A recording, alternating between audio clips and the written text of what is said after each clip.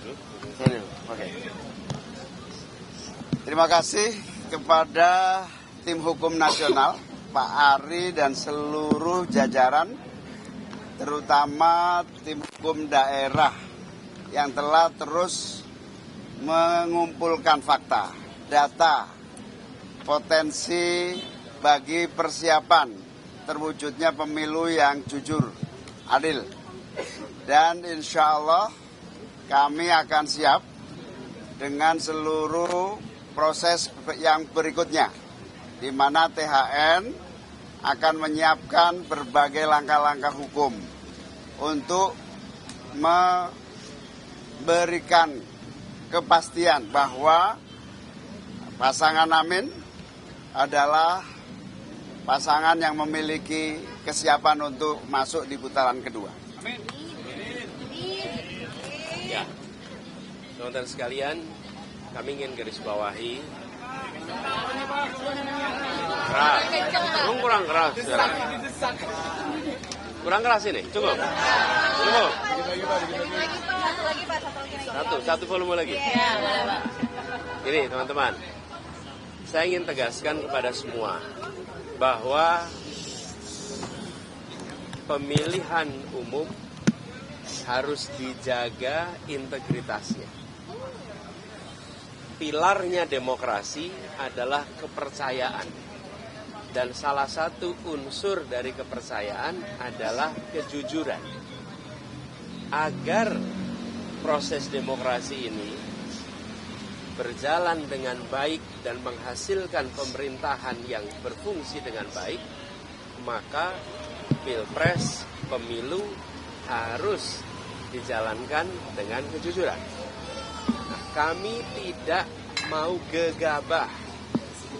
Tidak ada di hari pertama, hari kedua, deklarasi kecurangan ini, kecurangan. Tidak, kami tidak mau gegabah. Karena kami ingin menghormati rakyat Indonesia, dengan rakyat Indonesia mendapatkan informasi yang akurat, yang matang, yang sudah terverifikasi.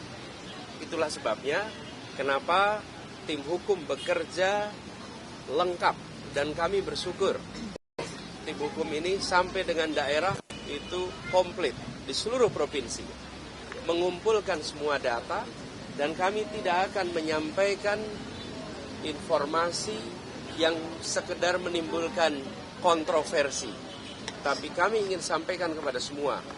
Dari temuan sementara, kami menemukan problem yang terbesar bukan di TPS, tapi problem terbesar yang ditemukan adalah kegiatan-kegiatan pra-TPS. Kegiatan-kegiatan yang membuat aktivitas di TPS itu dipengaruhi dan tidak mencerminkan aspirasi rakyat yang semula ada. Ini temuan yang paling mendasar, pra-TPS. Nah, pra-TPS ini banyak aktivitasnya, nanti detail akan ada. Ini yang sangat mengkhawatirkan. Jadi, kualitas dari hasil pemilu yang sesungguhnya harus mencerminkan aspirasi rakyat, di dalam temuan kami, sebagian bukan aspirasi rakyat. Sebagian adalah aspirasi yang dipaksakan kepada rakyat. Dan proses itu tidak terjadi kebanyakan di TPS atau sesudah TPS, tapi terjadinya sebelum sampai ke TPS. Sebagai sebuah praktek ketidakjujuran, ini adalah peningkatan kualitasnya dibandingkan yang dulu-dulu. Dan ini yang bisa mengganggu demokrasi kita.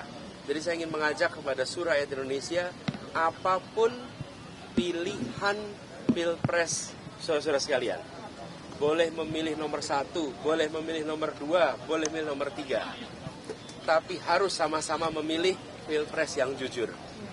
Apapun pilihannya, mau pilih 1, 2, 3, harus sama-sama kita pilih yang jujur.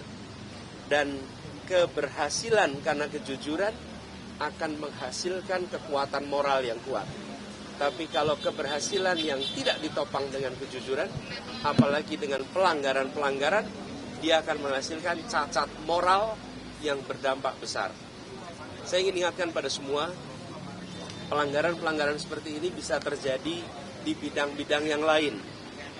Kalau pelanggaran di bidang pemilu dibiarkan, sebentar lagi akan terjadi di tempat lain. Di kompetisi bisnis kita akan menemukan ketidakjujuran. Di dalam praktek-praktek perubahan peraturan kita menemukan ketidakjujuran. Jadi penularan akan terjadi bila peristiwa di sini dibiarkan. Karena itu pada siang hari ini ketika kami berkumpul bersama di sini kita mendengarkan, nanti sesudah semuanya lengkap pada waktunya tentu akan ada langkah berikutnya. Tapi sekali lagi saya ingin sampaikan, kami tidak gegabah, kami tidak akan menyampaikan informasi sekedar membuat kontroversi, karena kami ingin menghadirkan hasil pemilu Pilpres yang berkualitas, yang penuh dengan nilai kejujuran. Itu yang bisa saya sampaikan. Artinya kepercayaan langkah konkretnya, apakah sudah ada komunikasi juga dengan tim THN 03 kan juga katanya berkomunikasi cukup intens dengan 01, bagaimana Pak langkah selanjutnya? Sekarang semuanya lagi dikumpulkan. Jadi saya sampaikan tadi, kami tidak ingin separuh-separuh, biar tuntas semuanya. Di daerah sekarang proses pengumpulan sedang jalan terus. Pak Anies, ini kan kepercayaan publik terhadap KPU, Bawaslu dan juga MK ini mulai berkurang. Nantinya ketika masalah ini dibawa ke MK, seberapa yakin keputusan nantinya itu akan adil, begitu Pak Anies? Kita tunggu nanti.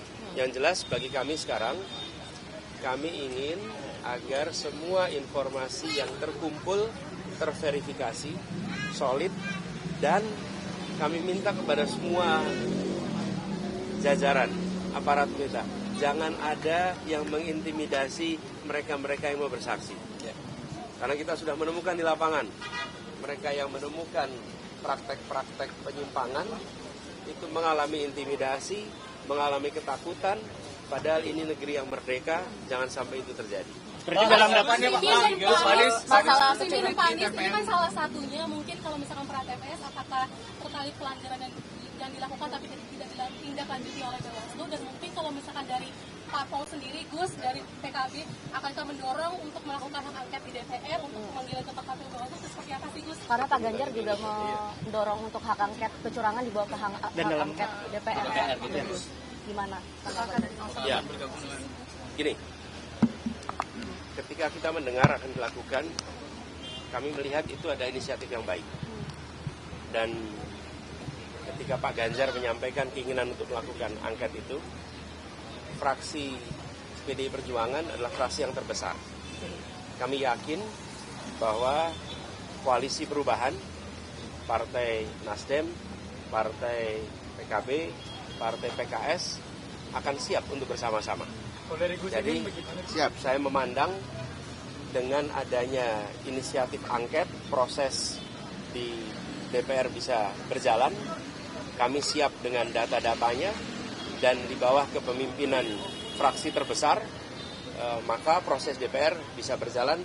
Saya yakin Partai Koalisi Perubahan siap untuk menjadi bagian dari itu. Tapi dalam waktu dekat ada planning buat bertemu Pak Ganjar dan 03 nggak Pak Anies? Nanti kita kabarin. Sudah ada komunikasi sebelumnya? Ya, udah dijawab Mas Anies, tiga partai solid.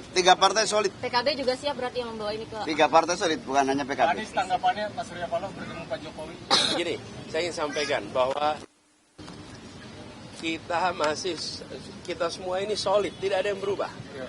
Ya, Anies Muhaimin jalan terus bersama. Kita ini bekerja intensif hari terus.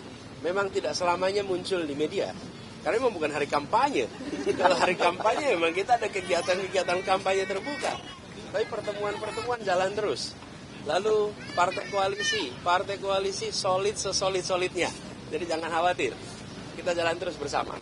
Maka itu belum gini, kalau pertemuan-pertemuan itu terjadi, menurut saya gini, kalau pertemuan itu kedengaran media 2-3 hari sesudahnya, nah itu baru serius tuh. Tapi kalau belum kejadian sudah rame, nah itu berarti tontonan aja itu. Soalnya banyak asumsi yang terakhir pas malam pencoblosan itu tetap berada di perubahannya disampaikan oleh Pak Anies, sementara Gus Muhaimin tidak ada kata kami begitu, sehingga itu dianalisis oleh banyak orang. Mas Anies bilang kami kok, kami itu berdua. saya. Ya sudah, kami ada di jalan perubahan. Gus, bilangin saya, terus saya juga, terus kami. Ya. Oke, saya terus di jalan perubahan. Saya terus di jalan perubahan. Kami terus di jalan perubahan. Tanggal 15 kemarin bertemu dengan Pak Surya Paloh bersama juga dengan Gus Imin di The Plaza, itu membahas apa, Pak? Apakah ada pembahasan terkait dengan koalisi ini dan langkah ke depan? Memang koalisi perubahan itu solid dan ketemu Terus menerus. Jadi Pak dengan Ketua Partai PKB Gus Imin, Ketua Partai Nasdem Pak Surya Paloh, Presiden PKS Pak Saiku, saya, kita ketemu dan membahas langkah-langkah dan kita solid. Karena itu saya bisa sampaikan ketika inisiatif hak angket itu dilakukan, maka 3 partai ini siap ikut, dan PDI Perjuangan sebagai fraksi terbesar menginisiasi ini, saya yakin tiga-tiganya akan dukung jalan Kan di Jawa Timur perolehan suara pilpres Amin itu kan hampir di posisi buncit, namun di PKB itu sendiri justru melesat. Itu penjelasannya bagaimana, Gus? Jangan disimpulkan. Kita sedang proses sampai tunggu nanti di hasil akhir. Gus Imin, kalau kemarin ini sampai sengketa pemilu saja atau setelahnya juga, karena PKB rekam jejaknya tidak pernah ada di luar pemerintahan gitu. Apakah siap untuk menjadi oposisi? Sebentar. Sebelum ini ya, ini KPU belum memutuskan siapa pemenang. Anda jangan ikut-ikutan. Mau kemana? Kak Amir, ya. Jadi, tapi kenapa? Nanti kita tunggu. Loh, kalau kita yang menang, kita ada di jalur pemerintahan.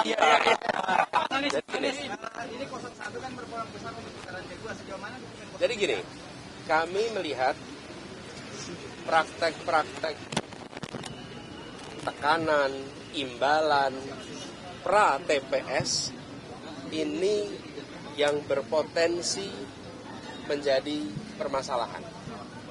Bila tidak ada praktek itu, maka belum tentu ini satu putaran. Oke. Inilah yang harus dijaga sama-sama. Nah, tapi karena praktek-praktek begini itu tidak mudah untuk dibuktikan, teman-teman. Karena itu saya ingin mengajak pada semua, pemilih 1, pemilih 2, pemilih 3. Pilihan capresnya, cawapresnya boleh beda. Tapi pilihan pilpres jujur harus sama. Artinya tanggal 15 kemarin sepakat 3 parpol ini mendukung untuk tetap berada pada perubahan, begitu Pak? Ya, nggak ada berubah.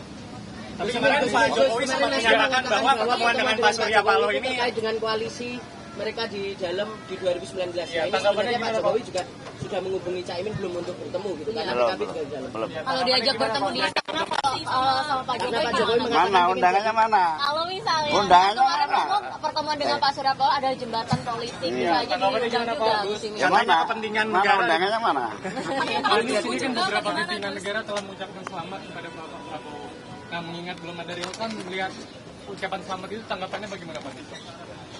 Menurut saya semuanya harus tunggu sampai kepada seluruh penghitungan ini selesai, dan hormati KPU karena penyelenggaranya adalah KPU. Apalagi seperti saya katakan tadi, problematika yang kami temukan itu bukan problematika di TPS. Karena itu kalau lihat angka TPS ya segitu. Isunya adalah apa yang terjadi pra TPS. Jadi teman-teman Mencoblos itu bisa 3, karena pilihan, karena tekanan, karena imbalan.